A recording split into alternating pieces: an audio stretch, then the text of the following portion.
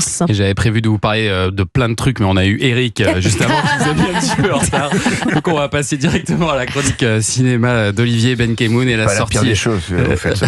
Et la sortie de l'un des films les plus attendus de ce début d'année, il faut le dire quand même, avec Nicole Kidman.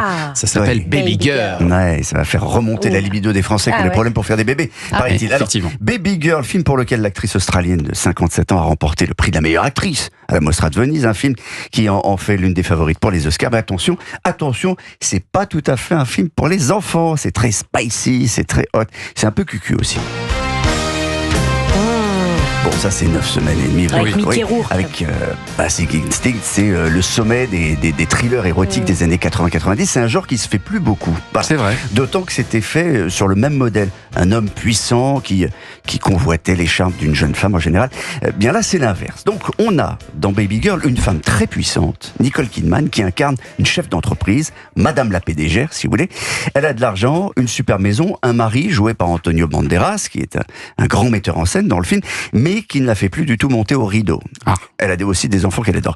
Sa boîte roule sur l'or, sauf que, un jour, arrive un jeune stagiaire de 20 ans, très séduisant, et surtout très sûr de lui, dès son premier entretien. Je vois.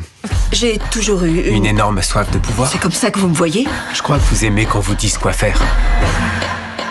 Pardon, je suis désolé. C'était tellement déplacé. Mais complètement déplacé.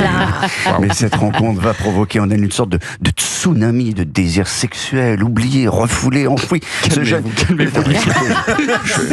fais pour la France, monsieur. Bien sûr. Ce jeune va ouvrir la boîte de Pandore à fantasmes et son petit truc en plus, c'est pas le H de Eric, c'est la soumission.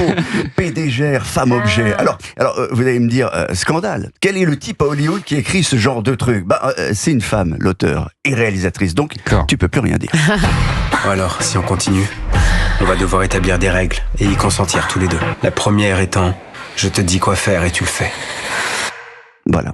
Alors, ce que vous verrez, c'est donc Nicole Kidman à quatre pattes, laper une assiette de lait en nuisette, parfois moins qu'une nuisette, obéissant au désir d'un très jeune homme. Nicole Kidman qui se fait injecter du Botox.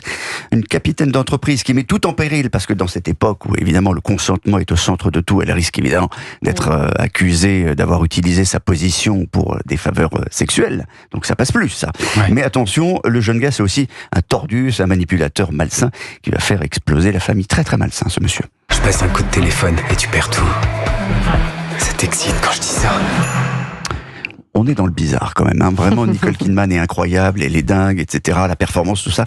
Mais si vous voulez, on nous vend ce film réalisé par une femme comme le thriller érotique MeToo, où une PDG va assouvir ses fantasmes. Mais ce que vous allez voir, c'est un schéma qui reste, moi je trouve, un schéma classique où un homme manipule et fait chanter une femme, même s'il la fait monter au 7e ciel. Tant mieux pour elle d'ailleurs. La seule chose vraiment punk dans ce film, c'est de savoir qu'aujourd'hui on peut choisir pour incarner ce rôle une femme de quasiment 60 ans, qu'on n'a pas peur de montrer le corps, que parfois il peut être vieillissant, c'est pas grave, qui est plus tout à fait parfait, où il faut des injections, mais qui malgré tout est désirable. Donc encore une fois, formidable performance de Nicole Kidman. Je vous précise encore que c'est interdit aux moins de 12 ans. Et vous savez comment on traduit Baby Girl ? Non. Gentille fille. Merci, on l'avait pas. On l'avait pas, parce que l'anglais. Merci. Vous mettez quelle note, vous, à ce film, Olivier Benkemoun ? La petite moyenne. Hein. Ah ouais, 3 sur 5 Un petit 3. Un petit 3 sur 5. Ah oui, non, c'est pas la moyenne, ça. C'est 2,5 alors. C'est 2,5. Ah oui, encore moins, d'accord. Ah oui, vous n'êtes pas enthousiaste du tout, en fait. Non, c'était vraiment bizarre, ce truc-là. Alors. Okay. Baby Girl de Alina Range. Je vous remercie de me l'avoir laissé. C'est à voir en salle aujourd'hui. Merci, Olivier Benkemoun.